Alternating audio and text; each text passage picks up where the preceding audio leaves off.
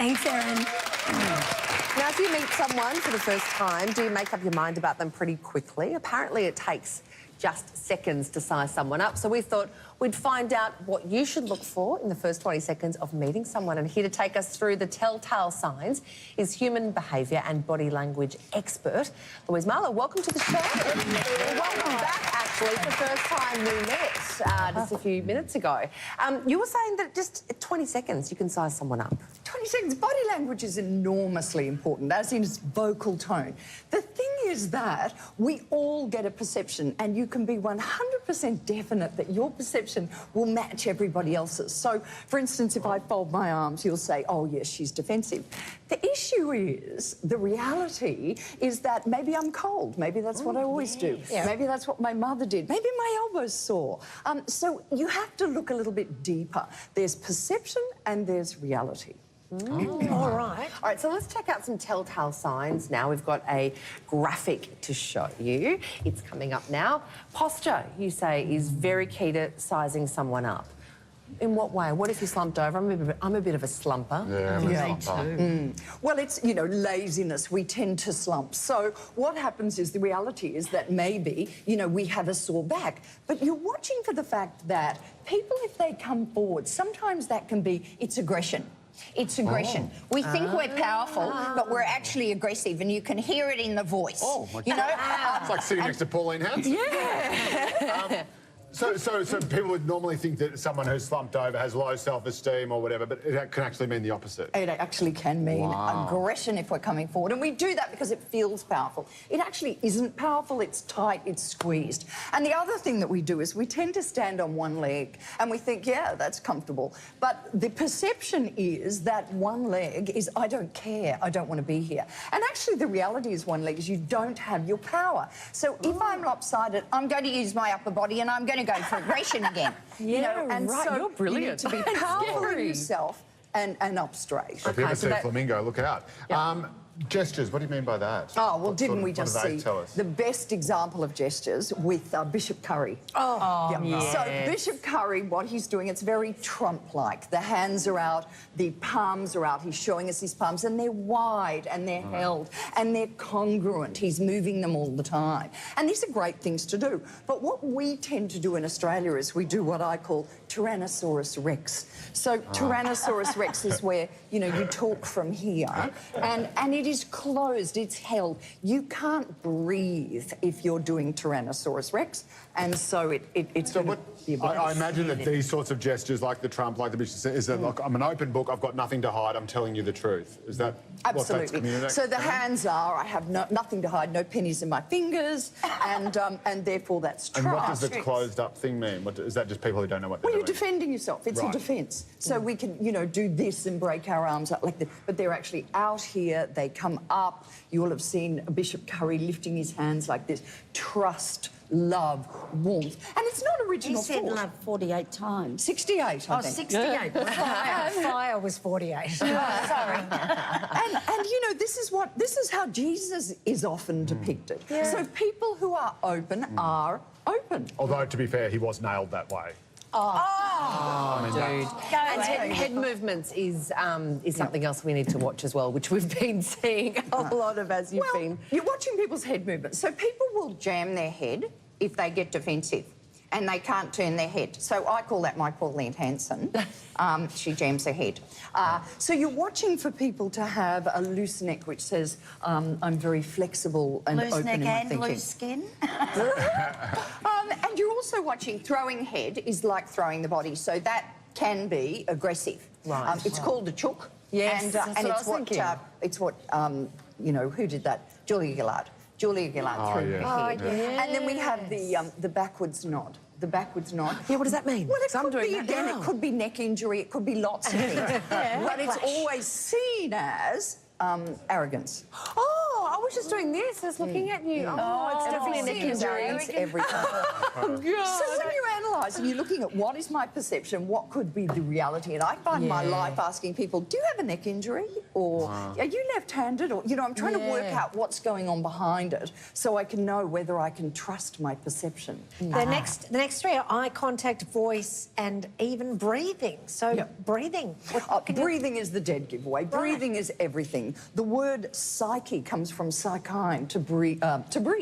And actually, it gives everything away. Now, what you're watching for with breath is, are people breathing high into their body? This is a stress breath. It's not what you do in every day. So you keep the breath down. Then it's how much air do you give out? So people who give air out actually care. They touch you with their air. So if people are holding their air or breaking it, they're withheld. They're not communicating with you. They're not touching you. They're not engaging with you. What if you just got coffee breath like I have now? Well, we worry about things like our breath, and you really shouldn't, because, you know, there may be, you know, there's nothing wrong with your breath, and I'm sure there isn't, but you're losing that impact of touching other people. Share the air. We've just got to get through those Share the last air. two bits. So breathing's one. What are the other two? The voice, I think, was one. Voice? Well, voice, you're looking for an open throat. Voice, an open throat. People who close their throat, or sticking their tongue down their throat, or some way closing their lips and just doing overactive lip movement to compensate for no air coming out of the body. You know, these are all hiding mechanisms. Because they're hiding. On that, I mean, probably the most high-profile case we've got now of someone where we're trying to find out how much they know is Mark Zuckerberg, the CEO of Facebook. And the one thing I've noticed is every time he talks, his voice always seems like it's breaking. It always sounds nervous. It always sounds like it's about to crack. Is that a deliberate strategy on his part to make it look like he's contrite, or is that showing us that he's actually in trouble and he knows it? He's got something to hide. It's his habitual pattern to actually break his air, to actually fondle his hands like this, to bring his mouth down, and to blink too quickly. Yes, he blinks a lot. So what he did in Congress was he revealed his hands, he had them asymmetric and flat on the table, and he kept checking that they were okay. He kept his jaw loose by pressing his tongue to the top of his mouth, and he actually blinked 15 times a minute, which is the blink rate of trust. So he's blinking 15 times a minute. Do you think he would have been told all of these strategies? I can guarantee he was told. Not only that, his seat was raised with a booster seat so that he so that he had just the right position on the chair, and he had to give across the impression of neutrality. You know, this was not an opportunity to show how much he knew, be a smart ass. No, he's actually just showing neutrality, and he came out unscathed. So this was I reckon he looked a bit reptilian. I was going to say, do you think he's a lizard person? Well, he's not, I don't think he's a lizard person. And his voice didn't quaver in that interview. He answered directly every time. He'd practiced it.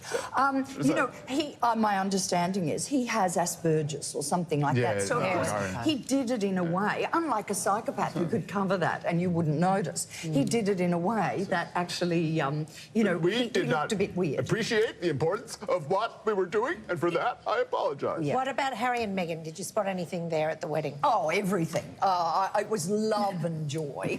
But Harry and Meghan, well, they're clearly in love. Clearly in love. And she's an actress. And, you know, the amateur practices till they get it right, the professional practices till they can't get it wrong. And she doesn't get it wrong. I think Harry gave more away. And then there were some indications that she's wearing the pants. So I thought that, you know, great. Even with the kiss. With the kiss, you know, the length of the kiss, the pressure of the kiss. No, but she was the one that was said, great. she went... Yeah, but she basically looked at him and said, now would be a good time. Yes. Come and get your honey sugar. He seemed very nervous, didn't he? He did lots of fidgeting. He was hot, though. A lot of red, he was wearing 4 layers of wool, and it was hot in there. It was really hot. So a lot of that was wiping sweat away. So the perception would be, when you see his hand coming up and wiping under his eye, that he's crying. That's what I And then you thought. go, no, hang on a minute, what's the reality? He's wearing a thick wool suit. It's 21 degrees. You know, he's hot. And were his pants too tight? Oh, he kept... say Yes, that's what I thought. He did it. We've all had that trouble. You're right. But did you notice that he was in sync with William when they walked in? He was not nervous with William. And then when he got to the aisle and it was all about Kate, suddenly he's concerned, and that's when the stress kicked in. So the perception is you'd go, is this about his relationship? No, sorry, not Kate, but Megan. Is this his relationship with Megan? You know, is there... And then you go, no, hang on. His mother died, possibly because of the media. Yeah. You know, and I think that what kicks in for him is a protection. So he's protecting her and he's stressed and he keeps saying, are you all right? Yeah. Are you all right? And you know, he's been in the army, so he's protecting her. Thorough gentleman. How fascinating is it talking to you? Louise, thank you so much for talking to us. You should definitely come back and play sometime. Now, in a moment, we will check the latest news headlines, and soon another call in. I'll get your hand on a grand competition. There is $3,000 on the line, a lot of cash. Plus, coming up, we get to meet the ladies who interrupted Angela Bishop's live report from Windsor. You should see their body language. It'll be a lot of fun. See you soon.